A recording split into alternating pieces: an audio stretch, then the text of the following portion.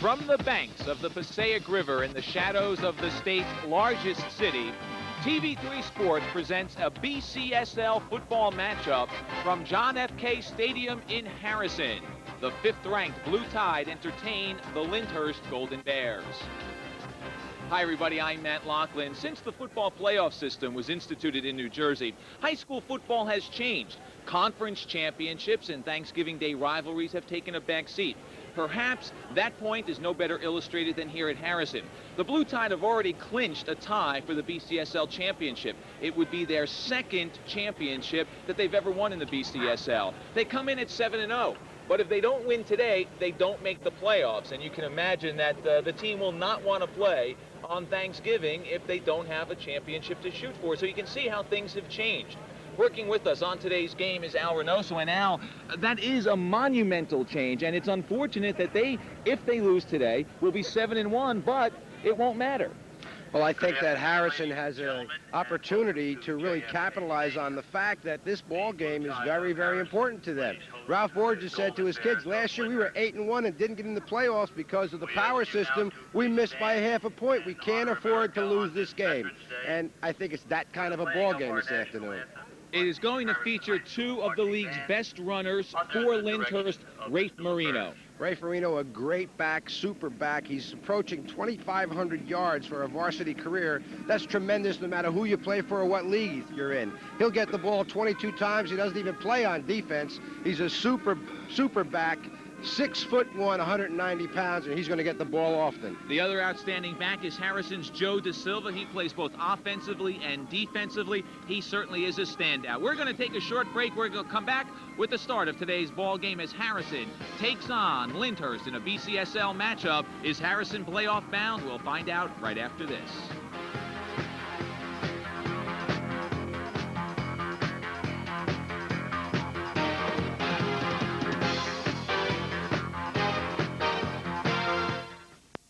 Afternoon, we're ready for high school football as Harrison prepares to take on the Lyndhurst Golden Bears. Lyndhurst 4-3. They've beaten the good teams in the league. They've struggled against the weak sisters, and they're coming off a two-game losing streak. As we look at Jim Bruno, their head coach in his third year. Harrison under Ralph Borges, meanwhile, unbeaten in 7 straight this year. Last year, though, they finished 8-1, missed qualifying for the playoffs by a mere half point. So they've had an outstanding 2-year run as they have won 15 of their last 16. But the playoffs, I'm sure, on the minds of the Blue Tide. Nick Minervini is our referee. Bob Fiella, the umpire. Don Sinclair is the linesman, and Bob Martin is the line judge. Harrison loves to hit. And according to Ralph Borges, he wants to make sure that anyone who comes to Kennedy Stadium walks away saying, I'm glad we don't have to play Harrison for another year. Angelo Albanese will kick off. And back deep, John Sedembrino.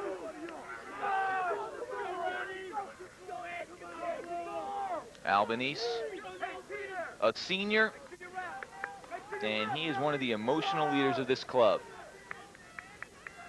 Nice, cool fall afternoon, Al. Go, raise your hand. Sidewinder, handled by one of the upbacks. And Lyndhurst will take over at the 40-yard line, so they've got good field position as Keith Reiser, one of the upbacks, brought the ball up near the 40-yard line. John Geist, Darius Hughes, Tom Malinak, Vinny Sapola, and Joe Ruane, the offensive line.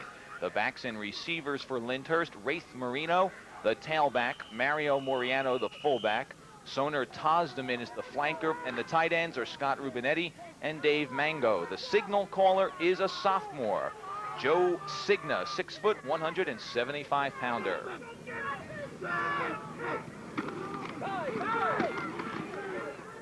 And look at Marino go as he gets across the 45, kept his legs driving, picking up big yardage.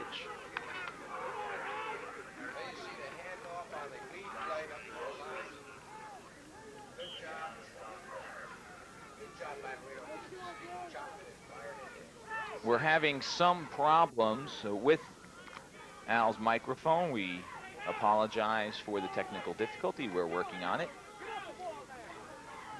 Second down and short for the Golden Bears. We'll set the Harrison defense in just a moment.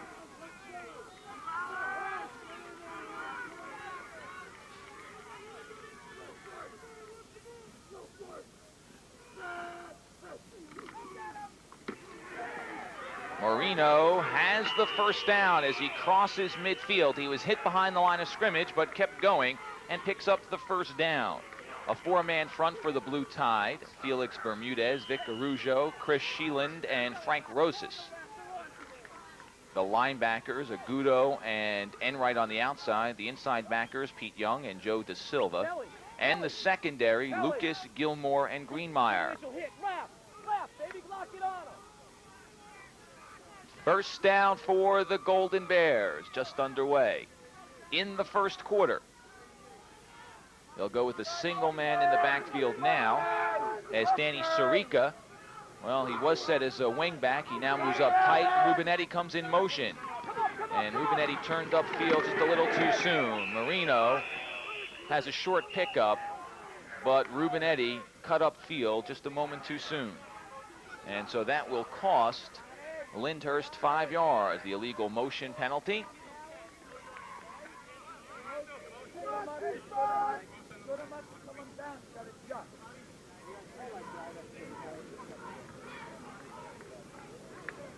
Ralph Borges in his 8th year as head coach at Harrison. Before he took over, they had not had a winning season in 17 years. He had 2 sub-500 seasons his first 2 years, but they've been on the winning track ever since. In 1986, they came away with the North 1 Group 2 championship and finished 8-2-1 that year. First and 15.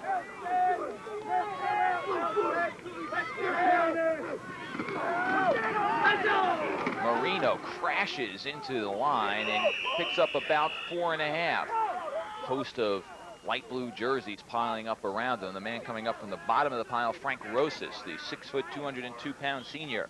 Marino with over 1,000 yards this year. And as Al mentioned in our open, that's just a great statistic for any runner in any league. 1,000 yards is the barrier that running backs talk about.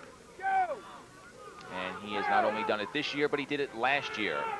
They'll now go split back look in the backfield. Little wing T look, although there's no wing back in this offense. Not truly a pro set as we get our first pass.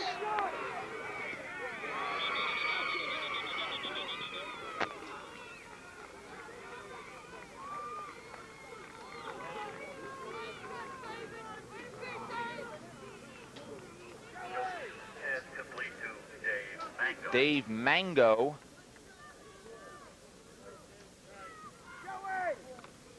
receiving the pass from Cigna. Third down and about 7.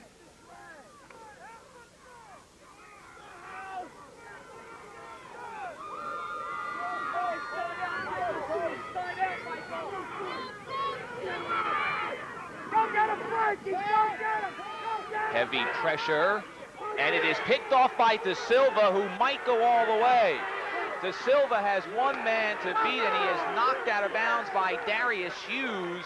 But Joe DeSilva makes his presence known on the defensive side of things as the senior picks off the pass, and Harrison has great field position.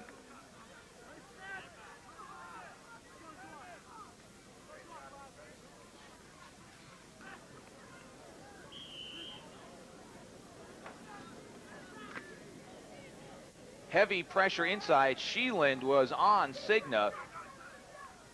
And the ball picked up by DeSilva, who rumbles down to the 26 as we come back to action. Harrison on the ground as Enright will take it. John Enright, the junior, in there starting in this ball game. Arujo, Alvarez, Fisher, Young, and Carr up front. The backs and receivers, Hartkoff, Agudo, DeSilva. Enright will also see action as he did on that first play. Gilmore and Greenmeyer are the ends, left and right respectively, and Ray Lucas the junior is the quarterback. They don't throw the ball a lot, but he's been effective, throwing for 6 touchdowns. De Silva has the call, and De Silva's inside the 20, down to the 18-yard line. 8:15 to play in the first quarter. Defensively for Lyndhurst, they'll go with a 5-man look. Tom Malinak, Joe Zepp, Hughes, Sapola, and Geis, some familiar names there. Moriano is a hell of a player at linebacker. He's just a sticker out there. Keith Reiser, his partner at linebacker. Tozdeman, Sedembrino, Rubinetti, and Horley back deep. Agudo, the fullback, gets to about the 16-yard line, and he'll be stopped just short of a first down. They'll be short by a yard. Darius Hughes, the senior nose guard, making the stop. Hughes started at linebacker. The team had a need at linebacker at the beginning of the season, and he did a nice job, but they decided to move him to nose guard to take advantage of his quickness off the ball, and he has excelled at that spot. Let's see if they go to De Silva here on 4th and short. Nope. They go to Agudo, who has the first down, brought down by Horley, the sophomore free safety, but a first down as Nelson Agudo, the 5'8", 160-pound senior, picks up the first down. Agudo has 2 touchdowns rushing this year. He's gained 90 yards, more of a blocking back than a running back, but he's a tough kid. Hard hitter defensively, and used that toughness to pick up the first down. He goes split out to a wing back as we look at his stats coming into this ball game. Hartkoff gets the call and gets a great block. Hartkoff, however, is tracked down after a short pickup as Sedembrino comes up from the cornerback spot. One of the linemen, I think it was John Geis, was sandwiched by 2 blockers, and it looked like Hartkoff would be able to get outside, but he was unable to do so. And it looked like a play that would go for a lot of yards. Instead, it turns out to be a short gain. 2nd down and 8. Hartkoff comes off. Enright checks back in. One of the big differences in these two teams is that there are a lot more players that Harrison can rotate in and out of the lineup than can Lyndhurst. De Silva down to the 5-yard line. De Silva did a good job there, Al, of getting the handoff, and then it looked like he was waiting for a hole. So he gets the handoff, then delays just slightly as the hole develops.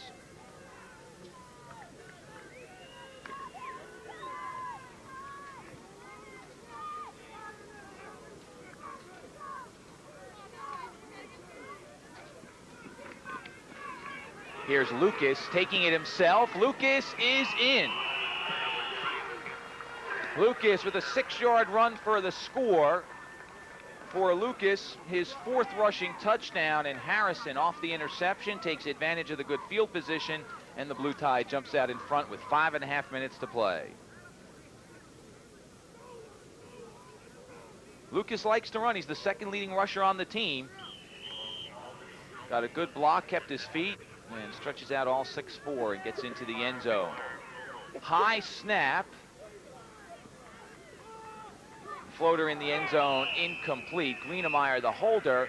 We have a flag on the play. Interesting in that Albany saw the high snap and he thought we were going to have to go for 2, but Greenemeyer did a great job of bringing the ball down, but there was no kicker there.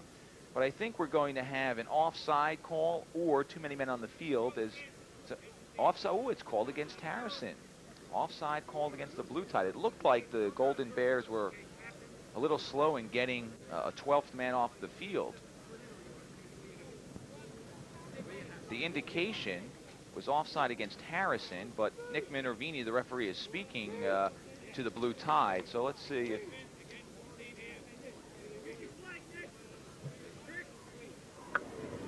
Well, we're offside. Looks like he signaled offside, and let's do it again. Ball hasn't moved.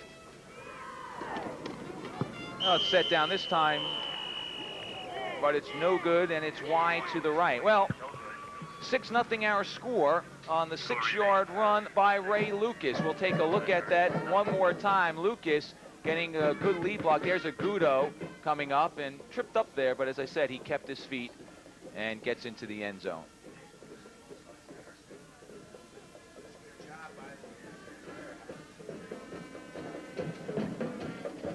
Well, obviously, we're still having trouble with Al's microphone, so we will continue to go solo here. It's like radio. Solo opportunity. Reminds me of my days at WSOU at Seton Hall. Although I don't know if we went solo all that often. Mostly we had a partner in the booth. Certainly no one of the outstanding background as Al Reynoso. So the score 6-0. 5:31 to play. Ralph Borges, Ray Lucas on the sideline. Albanese will kick off. Settembrino back deep.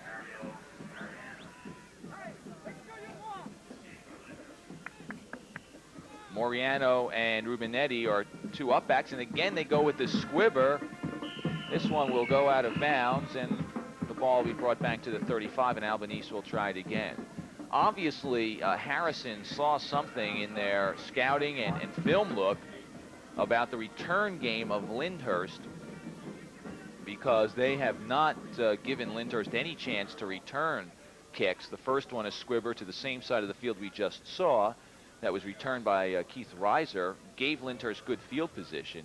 Here they tried it again, but it went out of bounds. The wind, a little bit of a cross breeze we have here, so it's not a real problem in getting the ball deep. It's not as if Albanese is kicking into the wind, so our only assumption would have to be that there was something in the kick return game that is causing Ralph Borges to not kick the ball deep. Settembrino takes it at the 25. Maybe that's what they saw. He was just a step away from going all the way. He had a lane, but was tripped up as he got to the 44-yard line. Once again, good field position. Let's see what the Golden Bears can do.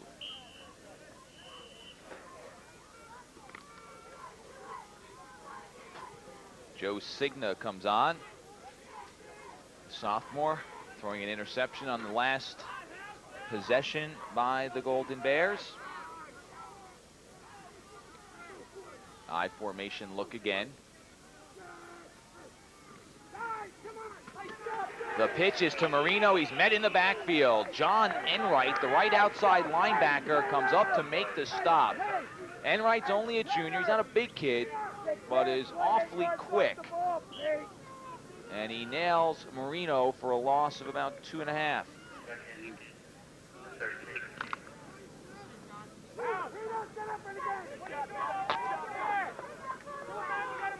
He comes off the line.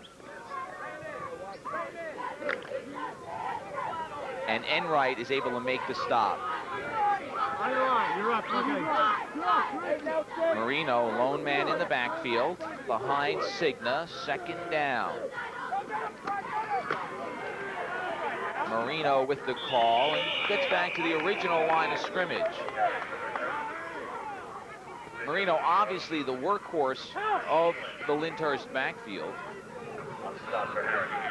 Coming into the game, it carried the ball 184 times, but it looks like, at least based on the early going, that it's going to be a tough afternoon for him. May not be long afternoon because he may be successful enough running against this team, but he knows that he's going to get popped. As we showed that sign earlier, Ralph Borges likes to make sure that his team hits. Third down.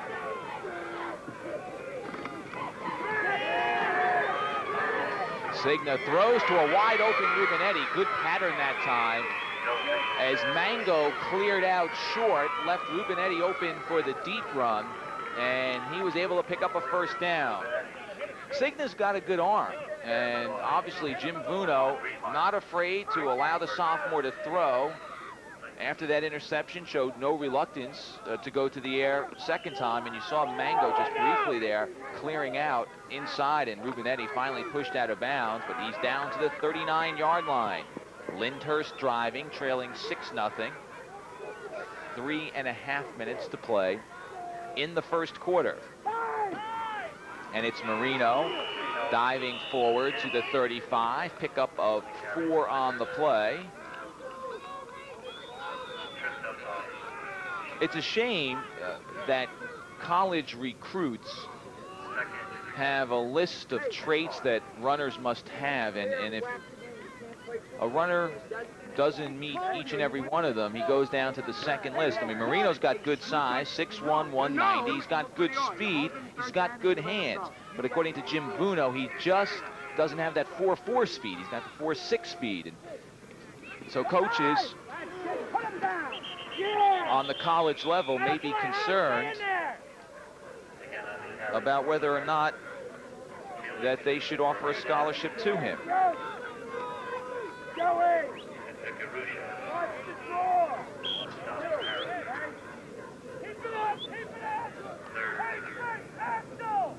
We once again apologize for the technical problems that we are having, but we do hope that you're at least enjoying the pictures from Kennedy Stadium. 2:35 to play in the opening quarter.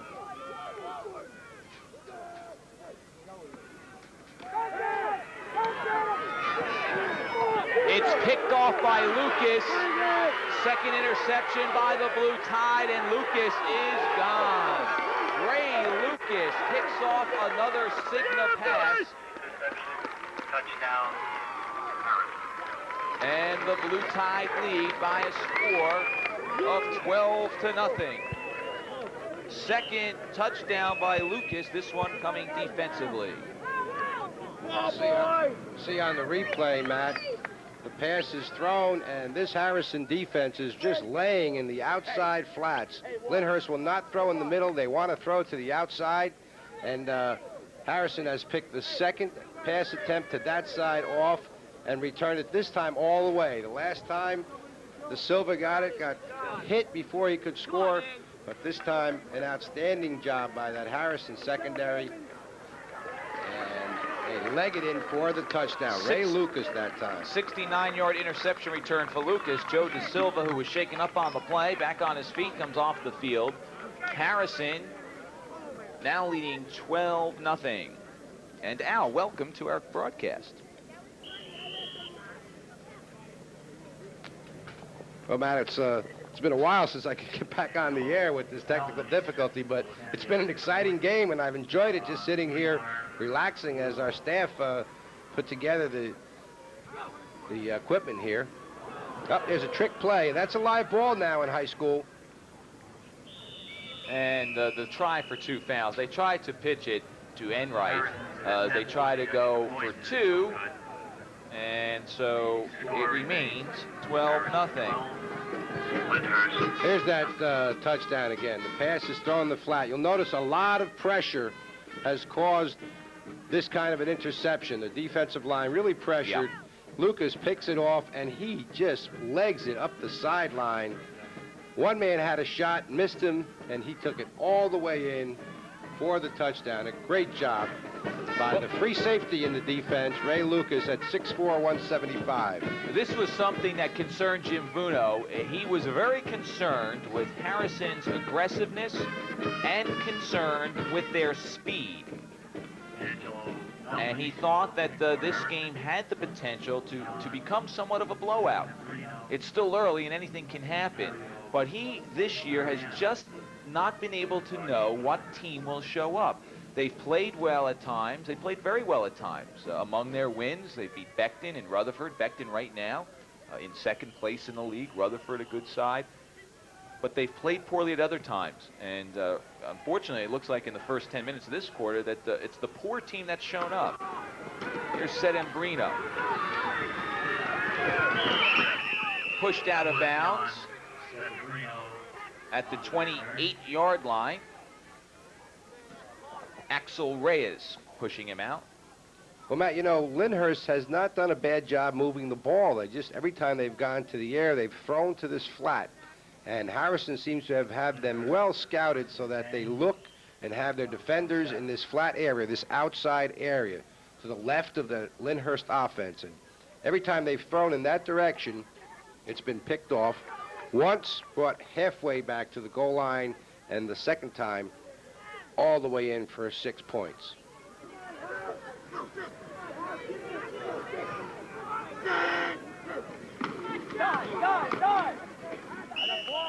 Marino to the 30-yard line. I don't know if we will be able to pick it up if we do have a replay, but Joe Da Silva was in the backfield awfully quick. He's moved from a linebacker spot to a nose guard, number 22. And let's see if we can pick it up. There's 22 to the left of your screen. Look how quick he's back there, Al. Yeah, he plays all over, Matt. He's a monster on defense. They put him at end, they put him in the middle on first down. Now we're looking at a second down running situation. It's not a passing situation. And he'll line up wherever they think that they want him to be in order to stop this play.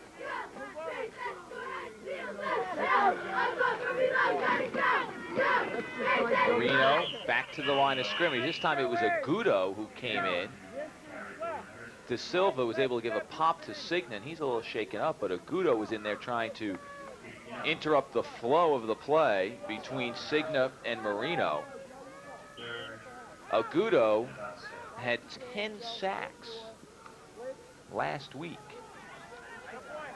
Well, this Harrison team, as much as they've played good offense, they've had 5 shutouts this season. 5 out of their 7 ball games, they've had shutouts. And that's a big factor.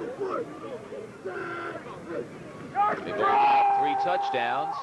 Here's Marino, and he has a first down and more. Race Marino off to the races. And he has a first down deep into Harrison territory to the 35-yard line. And there's an indication of the kind of speed that both coaches spoke about. Marino broke open, made some beautiful cuts. Watch the cuts he gets on this. Gets through the line of scrimmage. Now here's a cut to the left. That's very significant. Now he's going to make another cut. He turns to his right. Here's the cut to the left. And now if he had outstanding speed, he would have been gone. But 3 Harrison defenders run him down. Outstanding team speed and not real great speed on the side of Marino. Great back. I think he's going to be a great college back. He's not a breakaway runner, but he's big enough and strong enough to bang it up in there. And we saw in the first series of downs the way he likes to pop into the line of scrimmage. 12-0 our score.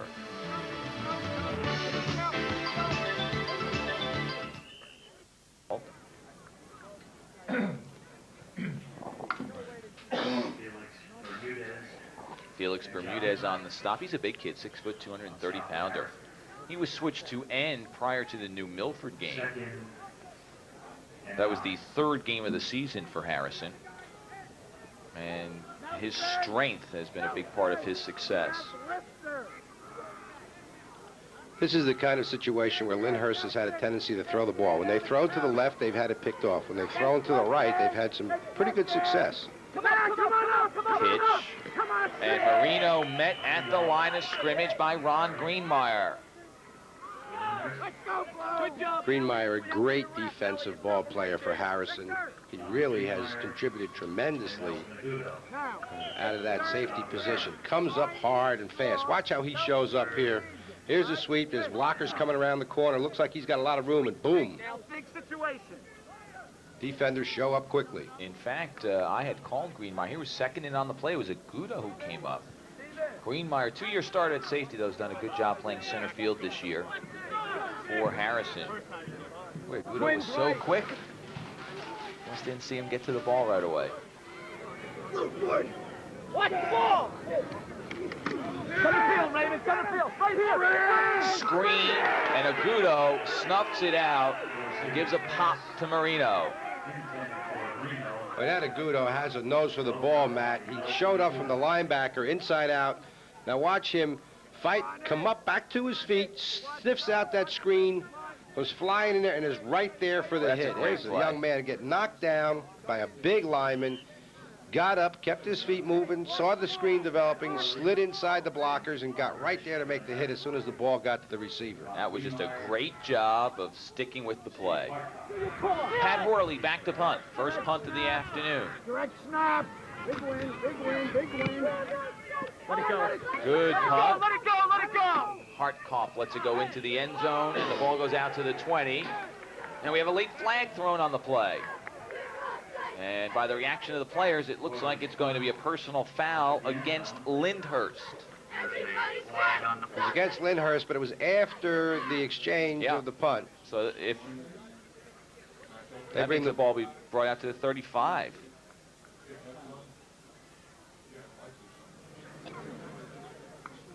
It'll probably be a 15-yarder after the ball, exchange hands, so they'll chop it off here to the 35-yard line, as you called it, Matt, unless it's a 10-yard. We're going on the personal foul. Going to the 15. Newark in the background as we look at Ralph Borges on the sideline. The state's largest city, Newark, making a great comeback under Sharp James. I've had the opportunity, I guess twice, 3 times a month, I have reason to come into the city for work. And it has undergone a transformation. For people who have not been into the city of Newark in 5-6 years, you'd be amazed at the changes. It had fallen on hard times, but Sharp James and his administration is doing a good job of bringing things back. De Silva picks up about 9. A flag is thrown on the play. Sedembrino making the stop along with Scott Rubinetti. Illegal motion to call against Harrison, so we bring the play back, and it'll be 1st and 15. Let's take a look at the right end here. Moving before the snap. You see the trap developing inside on that inside running play. Now, we talked about the city of Newark, Matt. You know, I played in this stadium years ago for St. Benedict's, who has also made a tremendous comeback in the city of Newark, a school that is ranked #1 in the state in soccer, and has been a part of that renaissance in the city of Newark, the downtown area. And as you said, it's really amazing the way the city has come back in the entire inner part of the city of Newark, downtown. We would be less than forthright if we did not point out that it had fallen a long way. It had a long way to go, but boy, they've done a nice job of bringing things back there. All right, 1st and 15. Agudo picks up about 5. Little counteraction. Agudo on the crossbuck. They came and faked it to the left to De Silva and came back with Agudo going the other way. Picked up the 1st down. 9:35 left to play in the first half. The scoreboard clock is unofficial. Official time being kept down on the field. Bob Martin, the line judge, keeping the clock. Lyndhurst has to stop Harrison here, get the ball, and get on the board, because as you said, Matt, the game has the potential of being a rout.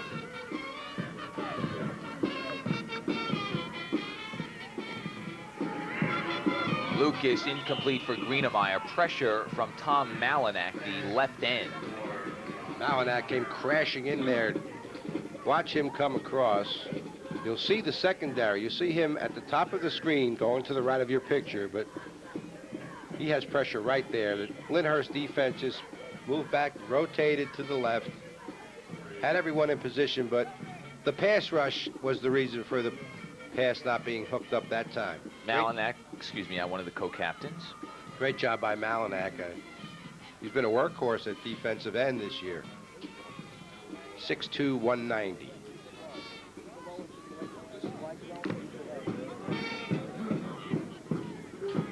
Third and 10.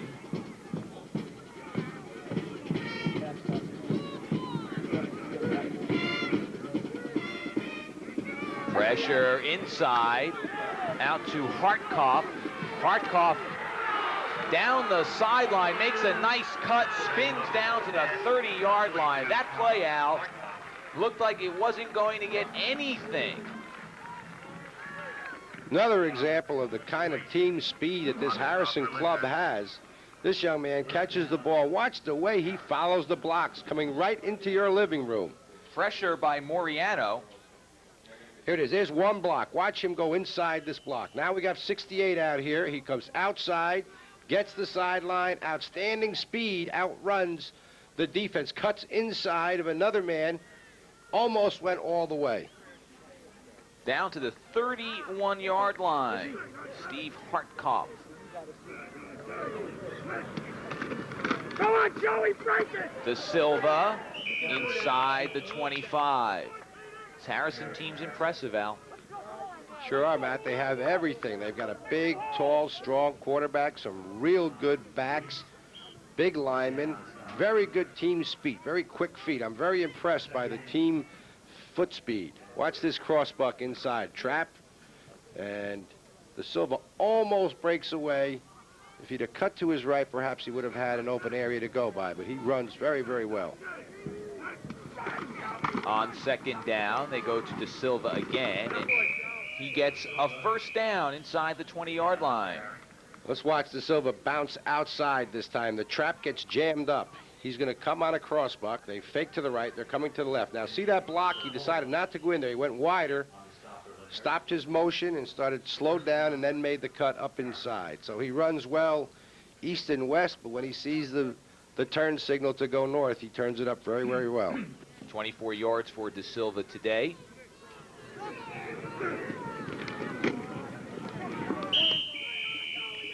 Agudo up the middle, but we're going to have another flag called, or penalty called, against Harrison. And it didn't take long for Ray Lucas to find the culprit and get right into his face and say, hey, we can't have that happen. Well, they tried to quick snap that play and run it before the linemen put their hands down, and one of the linemen was not concentrating, was on his way down with his hands when they snapped the ball, and that's motion. That time they tried to snap the ball before the linemen had set their hands down. Ralph's 47th win at Harrison would put his team into the playoffs for the second time since 1986. Jim Vuno looking to avoid double-digit losses in his third year. First and 15. De Silva picks up about 6. Matt, it wasn't too long ago that we were here and Harrison had not won a ball game. There weren't too many people in the stands, and they have really, really turned it around. They really have. have. A winning string. They've got a lot of people here, and the town has really turned out for this football program. And there were some who said it could not be done, that Harrison was a soccer town, and that the football team would always be a second-class citizen. But Ralph Borges has turned things around. The soccer team continues to enjoy success, and the football team has done very well. Lucas on the keeper. And it's read well by the defense. Soner Tozdeman, the left cornerback, making the stop. Tozdeman stayed right with him that time as he came outside. Lucas tried to give him a little jab fake and step away, but he was right on him, made the stop. Big play defensively. Third and long passing situation. John Enright comes in with the play for Harrison. Harrison has had big success running the screen in these situations. They've tried to run wide, and Lyndhurst has been very, very good reacting to the wide offense. Twins to the top part of your screen. Lucas incomplete. We see a shot of the skin infield of the baseball diamond down in the corner there. This facility is used an awful lot. It probably gets more used than any facility at any other school in our area. Baseball team plays here, football team, soccer team, the sub-varsity programs play here. They practice here. The recreation programs use this field. Well, I'll bet if you took an aerial shot of Harrison, the only green grass you'd see would be right here at this field, because up at West Hudson Park too. Yeah. Which at one point belonged to Harrison. They sold it to Hudson County for a buck. But you're right. It's a concrete and steel town. Fourth and long. Open is De Silva, and the ball underthrown just a bit. There was pressure on Lucas. De Silva had gotten beyond the secondary, and had he been led on the play, it would have been another 6. As it is, the defense holds for Lyndhurst, and they take over on downs. And Lucas upset with himself because he realizes he could have made this game at least 18-0. Well, Lucas was rocking backwards as he released the ball. As you said, Matt, he had a lot of pressure on him. He was leaning back and had to drill the ball to the wide side of the field. De Silva was open. The defender had fallen down, but he didn't get the zing on the ball, and De Silva couldn't stop his momentum and come back and pick it up. Scoreboard clock showing 5:26 to play in the first half. Again, the official time kept on the field. It's 12-0. Ray Lucas with a rushing touchdown and an interception return, accounting for the 12 points. And now I'll give you a couple of guesses as to who carried the ball that time.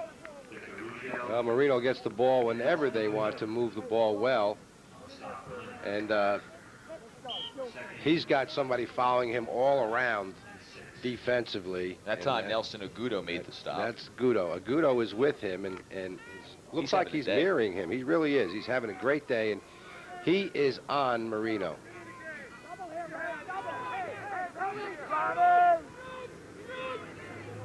Sirica, the fullback.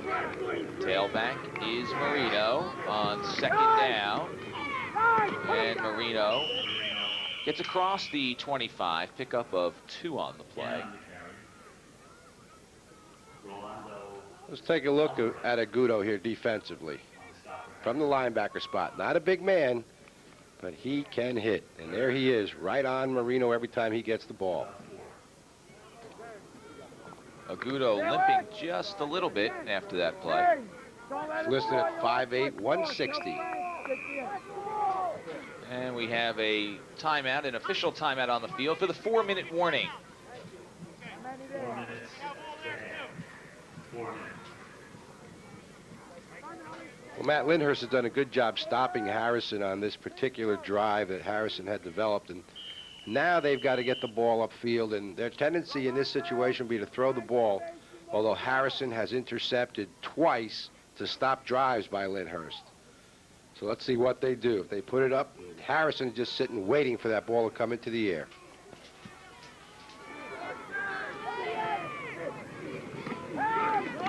Draw play to Marino, who's met in the backfield and spins and falls, and he looks like he hurt himself.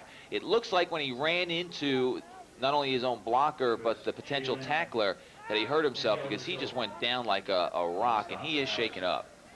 Now, he's a little dizzy. Let's watch now. He gets the handoff on the delay, and here he makes contact and really ran his head into the back of the shoulder plate that the linemen wear, and he never really bounced off and turned it upfield like he did in the past. Horley will have to punt again as Lyndhurst unable to pick up the first down.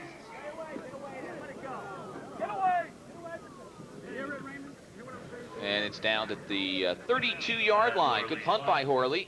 Down on the 32-yard line. And with the clock showing 3:10 to play in the first half, Harrison will take over, leading 12-0. Both touchdowns coming in the first quarter. Harrison's next game on the schedule is North Arlington, but they'd love to be playing next Saturday in the playoffs. They must win in order to do that. If they win, they cannot be denied a spot in the playoffs. No unbeaten and untied team is kept out of the playoffs. Enright to the 35-yard line. Now, Matt, Harrison got in this position. They're undefeated, but they are in a conference where all the teams are Group 1s and a few Group 2s, and that is the factor that's keeping them in a position where they have to win this game. Yeah, at halftime what we'll do is we will explain the PowerPoint system to our viewers. It's not that confusing, but there's a lot of misconceptions out there, even among those who should know better, coaches who are not fully aware of what the PowerPoint system's about. And then we'll show you where Harrison stands in North 1, Group 2. De Silva to the 37-yard line. It'll bring up a third and about 6.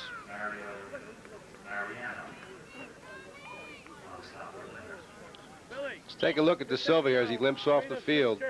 He's coming on a delay. He faked the dive inside to Agudo. He comes outside, and he got hit by a lot of people as he tried to slide outside and limped off the field. Harrison has had some injury problems this year. Ray Lucas missed a couple of games. He suffered a slight fracture of his foot. Mario Trusillo has a wrist fracture. He will not play today. May come back for the playoffs if they get to them. As Agudo gets to midfield. Coaching staff yelling they want a timeout. And finally one is called, and a timeout given to the Blue Tide. Their first. They have 2 remaining. Let's take a look at this play. Now watch the delay. Good job by Agudo. Now he makes a cut to the left, and turns it upfield, and here he makes a hit, and he tries to spin, loses his balance, and gets hit again. So he hits the 50-yard line. So Harrison takes a timeout. They started at the 4-minute warning. Both teams had all their complement of timeouts remaining. Harrison very wisely has taken one at this point. First down for the Blue Tide. Approximately 1:15 to play. Joe De Silva continues to be attended to on the sideline. Congratulations are in order for the Harrison boys. So again, they've had some injury problems, Girls soccer team. and they're hoping that De Silva can come back in this game. Looks like it's an ankle problem. This week on Ion Sports, Maurice Vaughn, a #1 draft choice off of Seton Hall's campus by the Boston Red Sox, will be my guest. Maurice recently named the Big East Baseball Player of the Decade. Big Mo, as they call him on the And campus. at he Seton is Hall. big. And did very well in his minor league season this year, and my understanding is that he'll be sent to Pawtucket to begin his season at AAA next year. Lucas to the air, has Gilmore for a first down to the 35-yard line. Great job by Lucas delivering the ball to Gilmore, and Harrison hurries up offensively to get another play off in their quick offense. He's not exceptionally fast, but he's got good hands and runs good routes.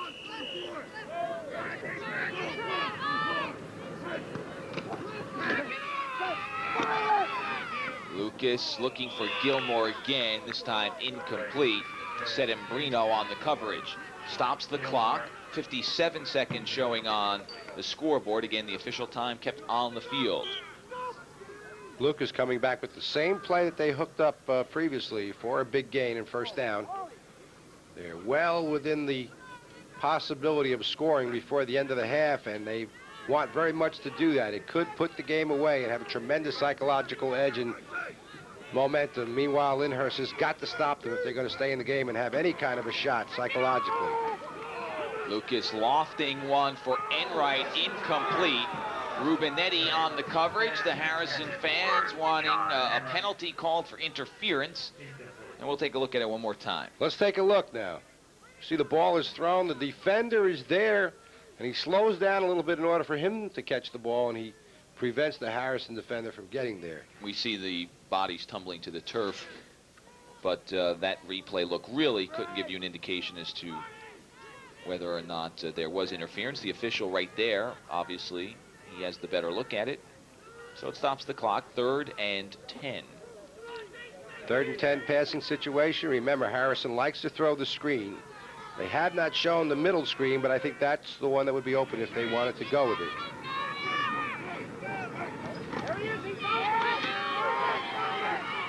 There it is for Gilmore, as you called it, Al. But he is stopped short of the first down.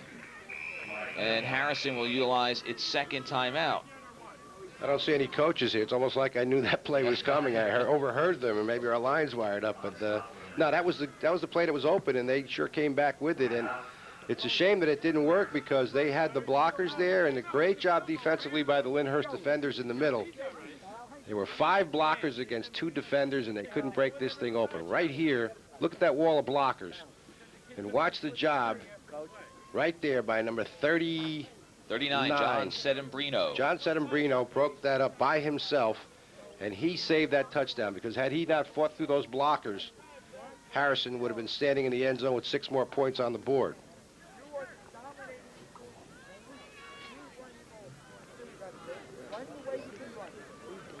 There you see Coach Vuno talking about the defense.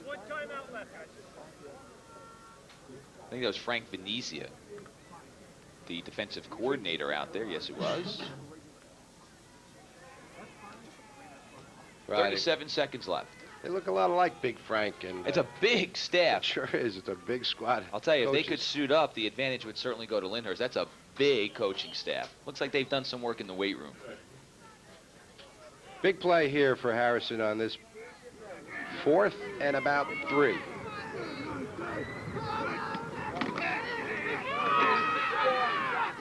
Picked off. Moriano with the interception. We got interference. A flag thrown on the play. Moriano with the interception.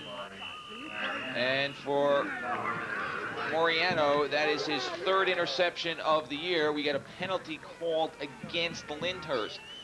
And I believe it's pre-possession. So I think it's interference, Matt. I think it's interference on one of the receivers as he came off the line of scrimmage. So it's a pre-possession foul, which means Harrison will maintain possession, and they've got a first down. The only problem they have now is the clock, Matt. At that time, they've got one timeout left. There's the mayor of Harrison. He's been mayor for 44 years, the longest term of any mayor in any town, borough, village, municipality, city in the country. And this town does love its mayor, Frank Rogers. This town, a strong Democratic, old Hudson County Democratic municipality, and Mayor Rogers has been there for a long, long time and has seen many, many things go on in this town. And the thing is, he does Harrison good. He makes sure that Harrison gets what it should, whether from the county government or the state government. He can't help much on the football side, though. That's in the hands of the players and the coaches. And they lead 15-0. They took a lead here early in the first quarter. Ray Lucas, a 6-yard run. Lucas comes right around the end, good blocking, gets into the end zone. It was after De Silva's interception of a Lyndhurst pass on the sideline as he came all the way up the sideline, almost took it all the way in, and then Lucas legged it in on that 6-yard, 4-yard gain into the end zone. So that was their first touchdown. Gave them a 6-0 lead as the extra point try was no good. Then Lucas will show his defensive prowess. Here's Lyndhurst rolling out to its left. A lot of pressure on the quarterback. Lucas picks it off, and he is off to the races. Outstanding speed for the 6'4" quarterback and free safety. Gets by the last defender, and he starts celebrating at about the 5-yard line. Here he goes into the end zone with the hand up, and another 6 on the board for Harrison. Made the score 12-0 as we see a picture of the skyline across the river from Harrison, the city of downtown Newark. Let's talk a little bit about the playoffs, Al. And it is rather simple on how you accumulate power points, which is the determining factor. The 4 teams with the highest amount of power points in each section will go to the playoffs. A winning team receives 2 points for each victory, multiplied by the size of the opponent, plus the opponent's win. So in this instance, we're using Harrison on the bottom of the screen playing Lyndhurst today. Should they win, they would receive 2 points for the victory, multiplied by Lyndhurst's size. They are a Group 2 school. Plus, Lyndhurst has 4 wins. They would receive 8 points. Now, you talked about the fact that Harrison plays some 1s and 2s. Here's the playoff picture. The first 8 games on the schedule are the only ones that count because many teams will play Thanksgiving. Some choose not to. Most do, however, so they only count the first 8 games of the 9-game regular season. Lenape Valley and Kittatinny have played 8 games already. They can have no more than the points they show. Northern Highlands entering today's action, 43 3/4 points. Should they win, and there are some other factors to consider. Teams that they've beaten already, if they pick up a win today, they'll pick up some more points. Don't forget, you do get the points based on your opponent's wins. The maximum they have is 57 1/4. The maximum Riverdale has is 51.5. Harrison coming in has 40.5. The most they could have if they win is 49.5. If they lose, the most they can have is 41.5. So it wouldn't matter what Riverdale does. If Harrison loses, they can get no more than 41.5 power points, which would leave them, once again, a half a point out of qualifying for the playoffs. However, as things work out, if Harrison wins and Northern Highlands and Riverdale lose, Harrison could be as high as the 2nd seed in the playoffs. Right, Kittatinny already has 46. Harrison could get 49.5. And that would put them right in there into the playoffs and maybe even seeded 2nd depending on what the other 2 teams do. But the big thing is, should they lose, they would be a half a power point out of the playoffs and they would have a 7-1 record and not in the playoffs. And that's unfortunate for them, but they're in a conference where they play the Group 1s and Group 2 schools, and the other teams in their size and their area are playing larger schools and therefore have the potential of getting more power points. And that would be the second successive year that happened. Last year they lost to Rutherford in the 7th week of the season. They beat Lyndhurst to be 7-1 at the cutoff, but they were a half point out of qualifying. A win today prevents that from happening. They don't worry about playoff power points if you're 8-0, because no matter what the amount of power points you have, if you are unbeaten and untied, there's a place for you in the playoffs. We look at Sacred Heart Cathedral in the city of Newark as we are at John F. Kennedy Stadium in Harrison. We'll take a short break, and perhaps the crowd will expand by 9 or 10 people as Amtrak perhaps will unload a few passengers here. We'll be back after this. Looking at the Bridge Street Bridge that unites Harrison with Newark. Until 1794, there was no bridge connecting the two communities. There was a rope strewn across the Passaic River, and you could, on a barge, pull yourself across to get to the other side. But in 1794, a lottery was held, $5,000 raised, and they constructed a wooden bridge across the Passaic River. And the merchants in Harrison were so happy to be connected to Newark that they offered free refreshments to everybody in town all day when the bridge was open. And it was rebuilt in 1980. And the refreshments were, of course, beer. Yes. free beer for everybody in town when that bridge was opened in 1794. And it was a wooden bridge until 1980. All right, look at first half statistics. And Harrison benefiting from the interception return and from for a touchdown. And the interception that made it a short drive for their first touchdown does not have as many yards as you might think they would, and do not dominate statistics as you think they might, leading 15-0. Ralph Borges knows his team is now 24 minutes away from advancing to the playoffs. Ray Lucas, a 6-yard run, got Harrison on the board. The extra point try was no good. Later in the first quarter, Lucas with the interception return, the run no good, and then Albanise's field goal late in the first half, making it 15-0. Pat Horley kicks off, and the ball's handled by Hartkoff to begin the second half. Hartkoff to the 44-yard line. Good job on the return. Harrison just blocks up the middle. They create a lane.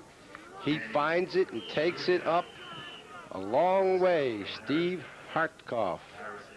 And you can hear Ralph Borges yelling, "Go Stevie, way to go Stevie." He knows these kids like they're his sons, and he is a real father figure for these young men.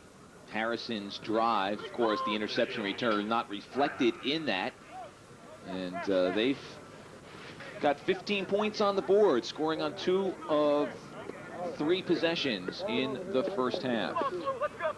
So the big factor here is if Harrison can punch one in, they'll take the momentum for the second half and put it a long way out of Lyndhurst's reach. On the other hand, if Lyndhurst can stop them, get the momentum, come back, and make a real ball game out of it. De Silva across the 45 and then thrown back. Mario Moriano, Scott Rubinetti meeting De Silva. Rubinetti, the 6-foot, 160, 180-pound senior, playing that strong safety spot, seems to be very excited and has this Lyndhurst defense up. Harrison is going to have to overcome it and get into the end zone to put it 3 touchdowns and extra points away. Hartkoff comes in with the play, replacing John Enright. Enright lines up in the backfield with De Silva.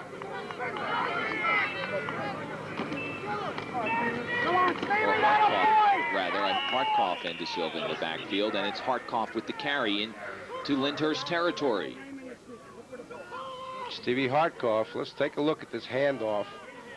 Good blocking in the line, nice spin. That spin picks up about 5 more yards. So you bring it down to that 3rd and short yardage situation. Hartkoff will come out, and Enright comes on. We talked about the depth and the ability to interchange their skill position people. ends can become running backs and running back ends and ends quarterbacks. They know all the positions. And it is Agudo for the first down.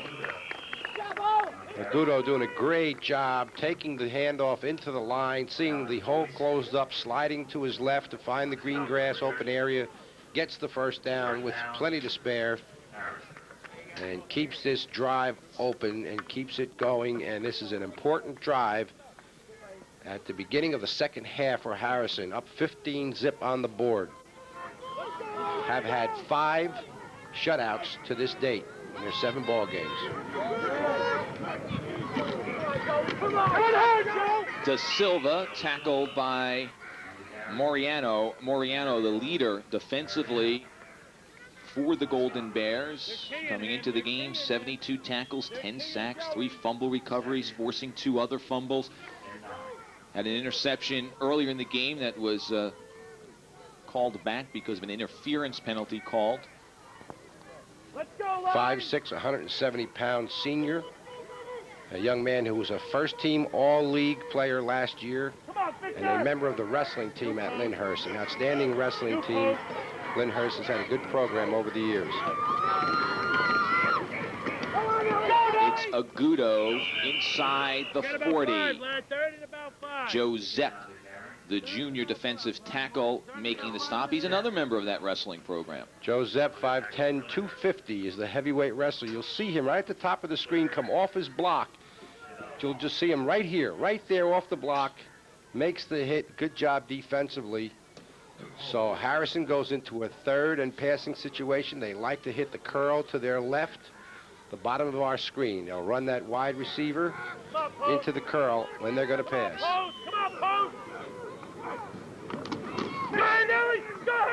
Agudo short of the first down, met by Sedembrino at the 35-yard line. 4th and about the length of a football and a half. This is a big play now, Matt. They've got that 4th down situation. If you look over on the sidelines, it's about, well, it's almost a yard, the way the sticks are showing. But this is a big play. Lyndhurst will get into a goal line defense, put people up on the line of scrimmage, nobody deep, except for the free safety. And Harrison comes out with a wing to the left. Delay of game penalty called against the Blue Tide. That changes things big time. That changes the play call. They took a long time calling that play. And Nick Minervini, the excellent and experienced official, clocked it down. There's a shot of Ralph Borges. Upset with that lack of concentration, lack of execution. So Albanese comes on to punt. First punt of the day for the Blue Tide. Harrison wants to give the ball to Lyndhurst. They don't want to kick it into the end zone. They want to down it inside the 20. Pick it up. Lyndhurst has it for their first possession of the second half, and they'll take over at the 23-yard line. So Lyndhurst does what they wanted to do. Here's the statistics on the drives today for Lyndhurst. 2 ended in an interception, 2 they had to punt, but they stopped the initial Harrison drive in the first half, and now they have the opportunity to move the ball themselves. I'm sure they've made some adjustments. They'll probably not throw that same pass that's been picked off twice to their left side. So let's see what they have up their sleeves. Sirica and Marino behind Signa, and it is Marino who gets the call, and he is popped and sent back. Marino has changed uniforms. He was 46, but he tore it in the first half, and so he's got number 30 on now. Let's take a look at how he gets the ball and comes out clean here, and he gets hit as he's trying to make a cut. And when he doesn't have momentum going forward, he gets popped. And that's one of the things that Harrison prides himself in.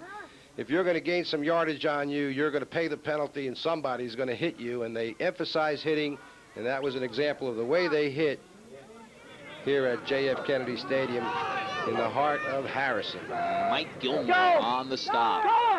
Marino again, close to a first down. They're going to run it down. He's been the only man who's carried the ball. He has. He's been the workhorse. Jim Vuno on the sideline yelling to his team, and Marino is the workhorse. We talked about it early, and boy, it's really been emphasized by the play today. The time I saw one of the officials do an excellent spin technique to get out of the way of a blocker that was coming into the pile there. So even the officials are using evasive techniques to get away from blockers. It is a first down.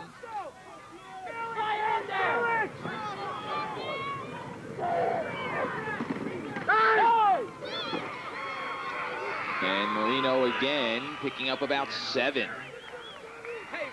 I'll tell you, you can say what you want about Marino not having that extra step and outstanding speed, but he does not hesitate to lay it up in there when he gets an opportunity to carry the ball, and he can play for a lot of colleges in this country. That's why I said it's unfortunate that when you go out on the recruiting trail, coaches have a list of traits that a running back must meet for them to offer a scholarship, and he seems to have everything except that maybe that 1/2 step, but he's got it all otherwise. Strong, slashing tight,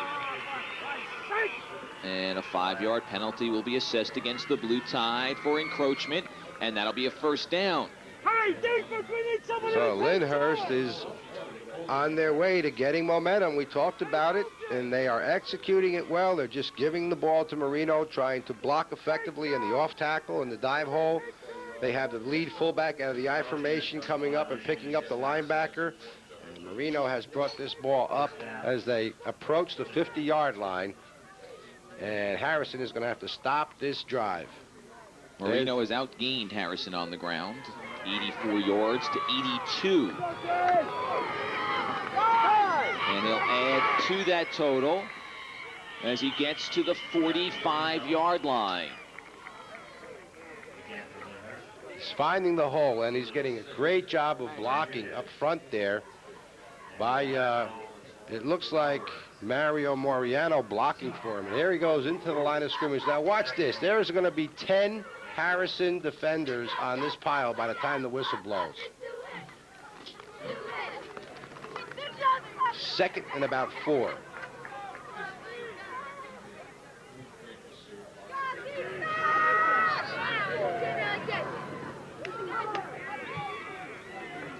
That time the defense stops him for a short gain. And again, a lot of blue jerseys around Marino. It crossed my mind that on that second down, Harrison was defending so that a fake into the line of scrimmage and a pass would have had a man open on these twins they put out here to the right.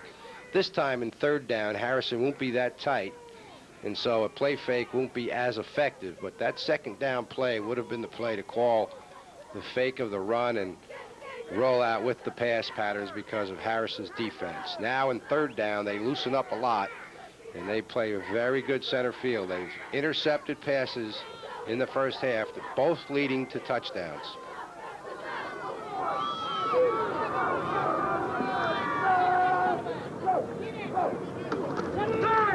Marino breaking through into the secondary for a first down to the 35.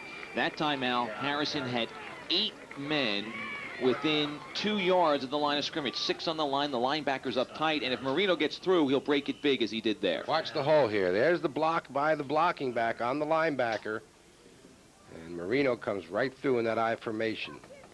Hartkoff tripping him up, but not before he picks up a first down. Mario Moriano is the man doing the blocking up there. Danny Scarica. Scarica is the lead blocker, and Marino has another first down, and he's over 100 yards now as he gets inside the 20-yard line. Again, let's watch him take this handoff and penetrate the line of scrimmage. Watch the block up here by the fullback. He just goes outside and breaks the tackles. 2 Harrison defenders. Now, he doesn't have that burst of speed. He just stops and defends himself before he steps out of bounds. Last week, Al, he had touchdown runs of 65 and 55 yards in the loss to New Milford. He is over 100 yards today.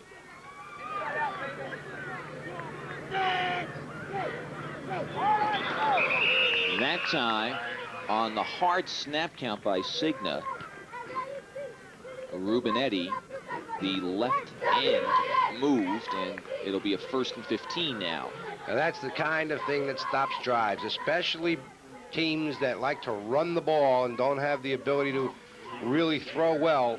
They can't afford a 5-yard penalty because now you've got to make 15 yards in 4 downs. They're in the green zone. They're in the zone where they can go on 4th down, but now they have to make 15 yards on the ground. Mistakes cost them last week against New Milford. They ran up and down the field, but they self-destructed in that 18-13 loss. And again, they give it to you-know-who, and he brings it right up there for a gain of about 4 yards. A look at the crowd on hand at Kennedy Stadium. Now, you mentioned it earlier, in the early 80s we were here for a game, and you wouldn't have found this many people at the game. It was a sparse crowd as Harrison struggled in football, but then Ralph Borges took over, and they've been successful. Looking to go 8-0 this year. A win here would make them 8-0 and guarantee a playoff spot. Marino stopped by Joe Da Silva. And Joe Da Silva is on Marino now. They're putting him wherever they think that he's going to go, and that time he was right on the money. Chris Sheelan coming off. He's a big kid. They list him at 6'2", 365 pounds. Is his nickname out? House. The House. Now here's a definite passing situation. Let's see what they do and how Harrison defends it.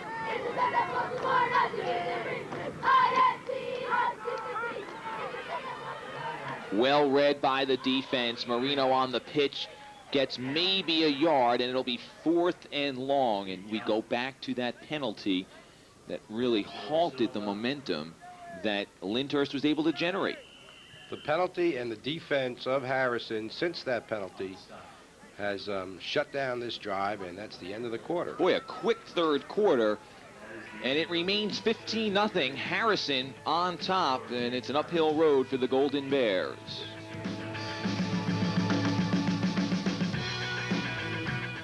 I invite you to tune into Scoreboard Saturdays at 7:30, repeated Sundays at 9:30 in the morning. Al, last night I was thinking about it.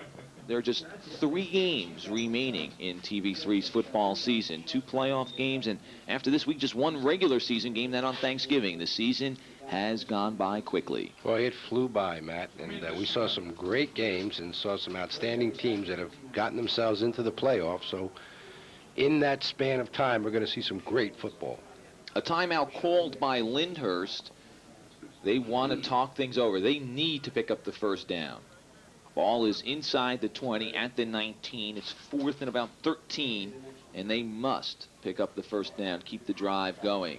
They've got to get to about the 6-yard line, Matt, and they want to make sure everyone is on the same page in the playbook when they hike the ball and start this play. It's a very, very big play. John Enright being taped up on the sideline. One of the outside linebackers for the Blue Tide, as we see that Lyndhurst was able to generate offense in that 3rd quarter and narrow the gap on the scoreboard, or on the statistical ledger. But the bottom number, 2 turnovers, one leading directly to a score, the interception return, the other setting up another score, and that's been the big difference. 2 turnovers resulting in 2 scores. Plus the field goal by Albanese, 15-0 Harrison on top. So here we go. Here's the big play. Could be the play of the game. Pressure, and after getting his hand taped up, Enright, I guess, got an extra burst of speed because he came through to make the sack and give the ball to the Blue Tide. He just went right past the left guard. Watch number 65, the left guard defensively, turn his shoulders and say, oh, there's my man. He got past me, and bang, and that's the big play. Harrison comes up with it, stops the drive, and has the opportunity to control the ball now. A very, very quick 3rd quarter, Matt. The time flew. Nobody threw the ball. They kept it on the ground, and the clock ticked off 12 minutes before we knew it, and now we're in the last quarter of the ball game. And you could expect Harrison to keep the ball on the ground, looking to chew up the clock and pick up victory number 8 on the year. Harrison is going to try to gain the first downs and make the clock work for them. Agudo picking up about 3 on the play. It'll be 2nd down and 7. The success Harrison is enjoying a bit unexpected. 22 players graduated off of last year's 8-1 squad. A lot of key players, but they've done it this year. New squad, new season, and they have been very successful. Here's De Silva, and De Silva across the 35-yard line. De Silva came on the wide pitch. He saw the block on the kick out, just turned it up and accelerated, and there's some big contact on this. Look at this. He's going to cut inside the blocks right here. And here comes the contact. Boom. And he flies forward for that big gain and puts them in a 3rd and short situation. 40 yards for De Silva this afternoon. Pat Horley, the sophomore safety, making the tackle. Boy, these teams like to hit. The communities are similar in many respects. Blue-collar towns, and they're tough. Hartkoff stopped short of the first down. I think he's going to give us the spot. I don't know. Big play where they put the ball down is going to be the factor. He is very close to a first down. They should measure. And they will. Nick Minervini calling for the chains to come across the field. A good spot for Harrison. It looked like Hartkoff was stopped well short of the first down, but let's see what the measurement holds. If they don't get the first down, they should kick the ball. They can't no afford question. to take a risk here. I think they're going to be about an inch short. Maybe not. It's a hard angle from here. Pull it. First down. Yeah. By less than the length of the football, Harrison keeps possession. 10-14 showing on the scoreboard clock. Again, the official time kept down on the field. Lyndhurst has got to adjust defensively. They have to assume that Harrison is not going to throw the ball, get up a lot closer, and take a chance of not defending deep.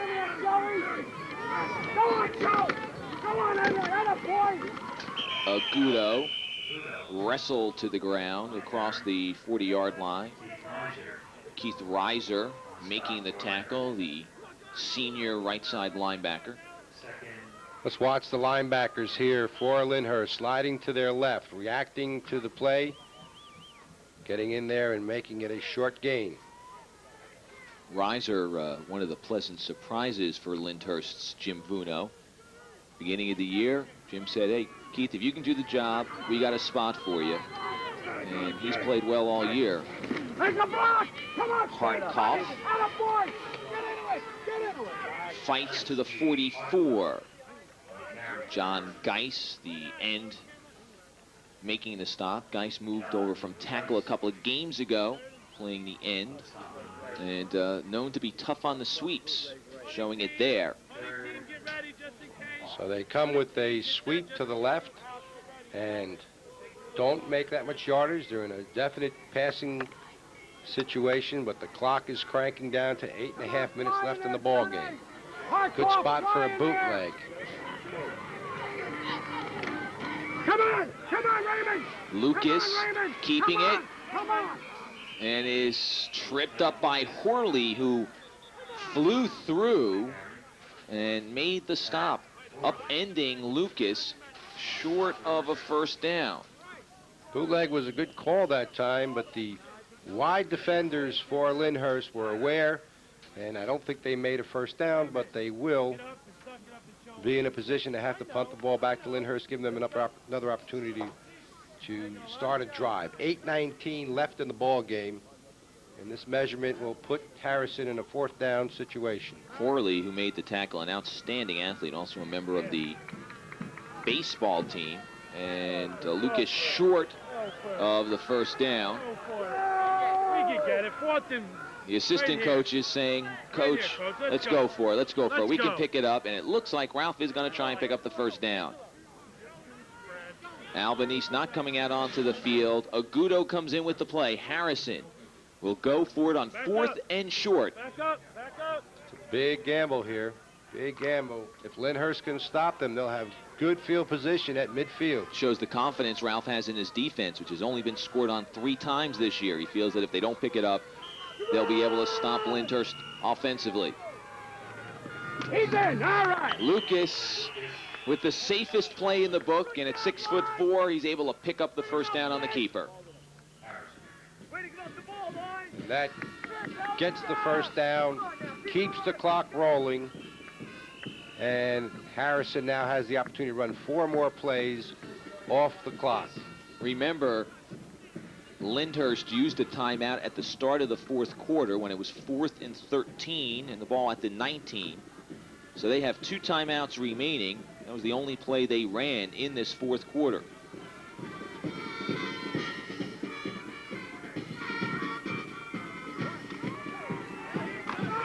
Lucas to Da Silva, who is wide open. Da Silva is in. A 49-yard touchdown pass from Ray Lucas to Joe Da Silva. Great call, great time to come with it. Everyone expected Harrison to keep the ball on the ground. They had conditioned Lyndhurst linebackers up close. The secondary was looking for the run. And at the perfect moment, Ray Lucas fakes the run, rolls to his right, finds a receiver way down the field, and they hook it up for a good touchdown and put this game out of reach.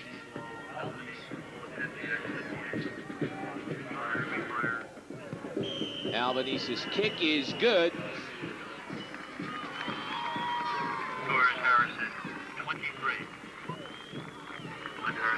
Take a look. Here's the rollout.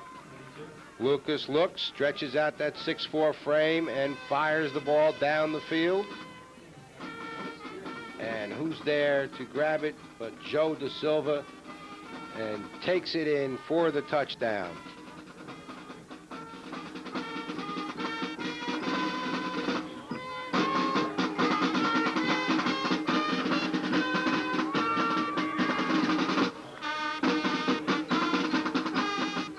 As we hear Harrison on Wisconsin. one of the truly great college alma maters.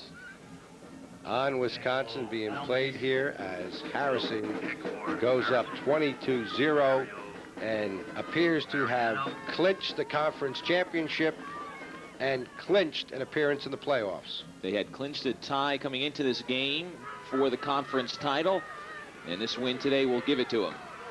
The 2nd successive conference championship and the 2nd ever won by Harrison in football in the BCSL.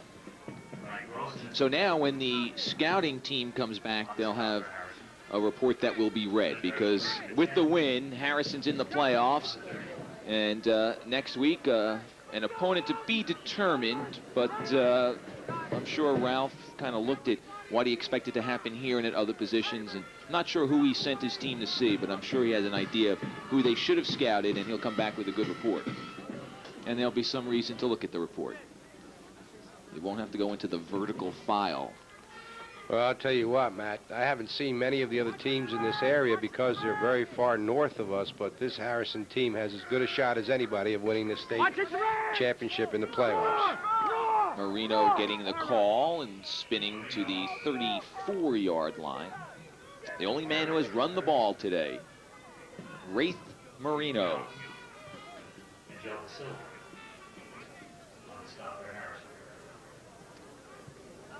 Al, you talked about how Ralph Borges was here as an assistant coach back in the early 50s. Coming out of college, he attended Columbia, played for Lou Little. And Art Argauer, the great Garfield coach, gave him his first job. He coached with Art for 2 years before Vinnie Carlissimo said, come on, join me here at Harrison. Coached for 5 years at Harrison, went on to Queen of Peace, had a stop at Kearney, and has been here for 8 years. But when you think about it, Ralph played under one of the greats, Lou Little, and coached under one of the greats, Art Argauer. I mean, he spans a tremendous amount of years in football, and really is a throwback when you consider he worked under Little and Argauer. And he worked under Vinnie Carlissimo, who was another great football coach who had outstanding teams in the 50s, both here at Harrison and at Our Lady of the Valley in Orange, and was a big football mind back in those days. And, a great tradition here for Ralph Burgess in football. On 3rd and short, the pitch goes to Marino, and he's stopped short. And I imagine that Lyndhurst will go for it here as the clock shows 5.5. Quiet, no kick. Go away. Quiet. Now we're told that it was Settembrino who carried the ball. First carry by anybody other than Marino. And Lyndhurst calls a timeout because with 5 minutes and 11 seconds showing on the clock, they want to have the right play called in this 4th down situation. If they don't make it, they'll give the ball back to Harrison, and that'll be probably the last opportunity they'll have to get on the board against this Harrison team. The North 2 Group 1 soccer final pits Governor Livingston and Brearley. You can watch it Tuesday evening at 8:30 on TV3. Brearley looking for its first sectional crown ever. Governor Livingston looking for its first sectional crown since 1984. It's Tuesday on TV3. And that's a neighborhood battle, Matt. That's 2 clubs that have seen each other and know each other for a long time, part of the Union County Regional School System, and both schools having outstanding soccer teams. And, both have had good football programs also over the course of the years. This year, Brearley struggling a little bit in football, but coming into this weekend's action, they had won their last 3. They're 3-4. GL doing a great job on the Joe Schubert in football. They're fighting for a playoff berth today against New Providence. New Providence 7-0 coming into the action, and GL 6-1. The ball comes free, and this will be returned for a touchdown. Bob Tomasco, a junior reserve, picks up the bouncing ball and runs it in for a score. And the man who knocked it free, Nelson Agudo, playing a great game. Has played a great game for Harrison. That little guy has been in just about every major defensive play and has caused, here's the causing of the fumble, right on the ball. Never even went for the quarterback, went for the football. The ball bounces right up, and here's a lineman's dream. I can't believe it. I'm going to cover the ball with both hands and go in for the That score. young man's happy. A 35-yard fumble return. Harrison being penalized for the celebration. For their exuberance. Their exuberant celebration. What is that called? An unnecessary celebration or an inapropos celebration? See the extra point now. Looks like a field goal. That one could have been put back 15 yards. Let's take a look at this. Here's Agudo from the backside, goes right for the football, stripping the ball right there. Bounced it down. He slammed it, otherwise it wouldn't have come up like it did. And it's picked off by this young man, both hands into the end zone. And let's see what the penalty was all about. He's running around, he's so happy, he's jumping up and down. His friends say, "You're a nut, you got a touchdown, I wish I had one." They cause a big pile, and they get penalized 5 yards. For a delay of game is what the call is.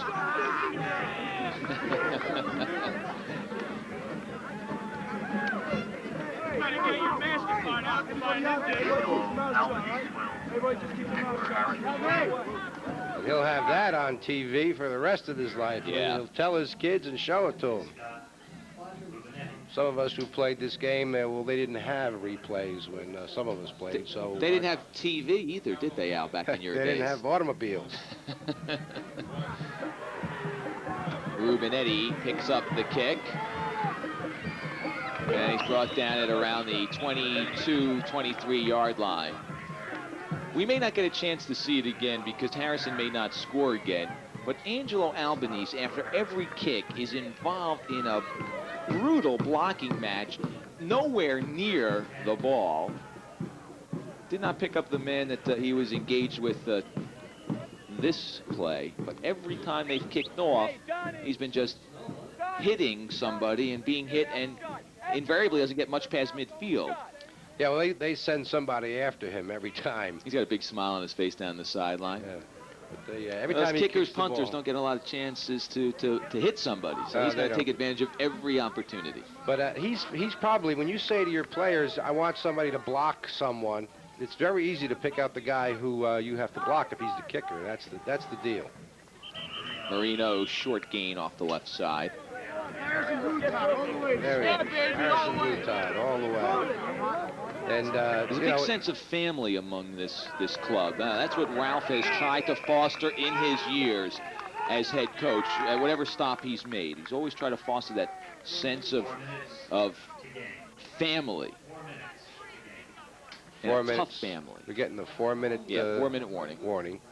And some substitutions being made now. Ray Lucas has come off the field. Chris Sheeland has come off the field. And the Harrison contingent here is starting to feel and realize the fact that they've clinched the conference championship, but more importantly, they've clinched a shot in the playoffs. And depending on what happens today, they could be as high as the second seed. Lenape Valley, no one can catch Lenape Valley, but they'll be the #1 seed. Now the team that's got to be worried is Kittatinny. We showed you that graphic earlier that they had 46 points, and that's all they will have. They can't gain any more today because they've played 8 games.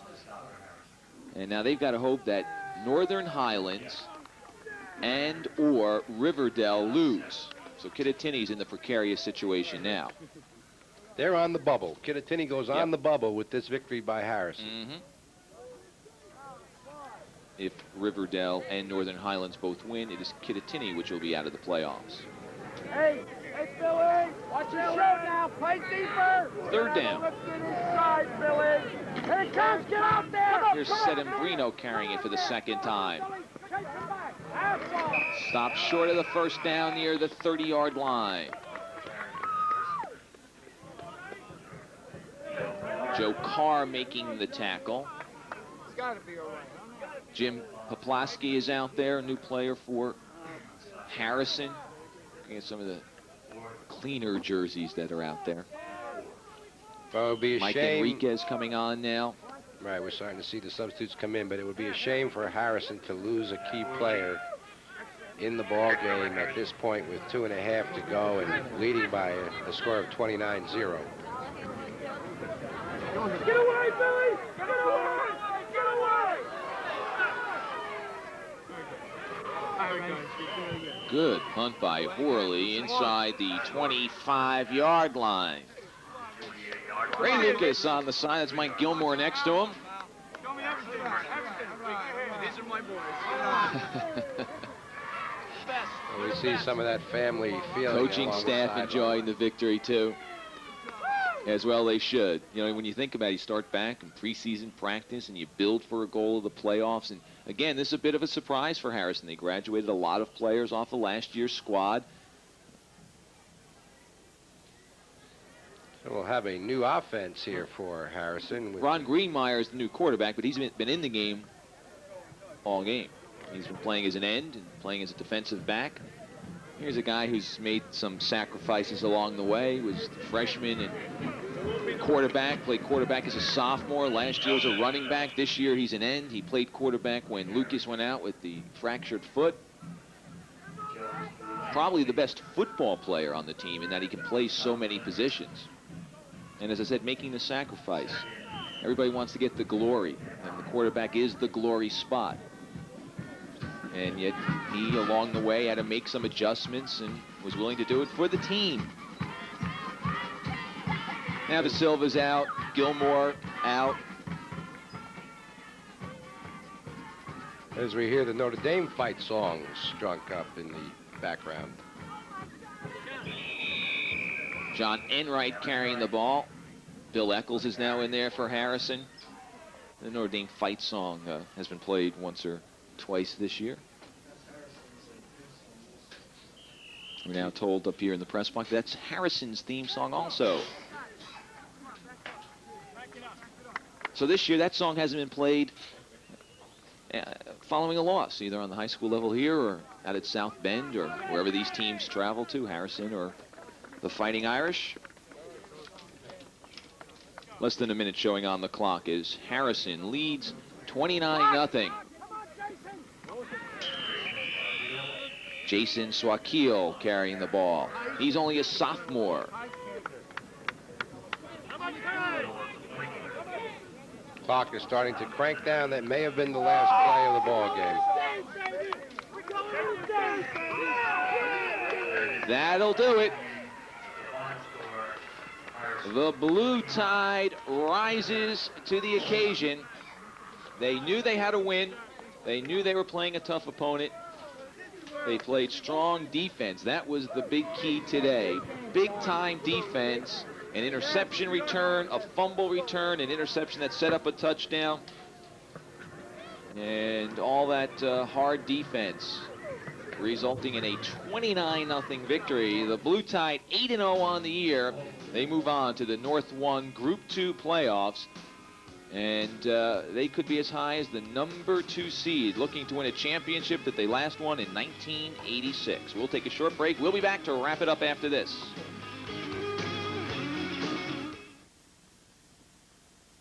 Win today 29-0 over Lyndhurst, ensuring a berth in the upcoming North 1 Group 2 playoffs. We're joined by Joe DeSilva and Nelson Agudo, and in a moment we'll speak with head coach Ralph Borges. First, Joe, congratulations on the team's performance. A lot of pressure on you because you knew coming into this game, despite the good season, that you had to win.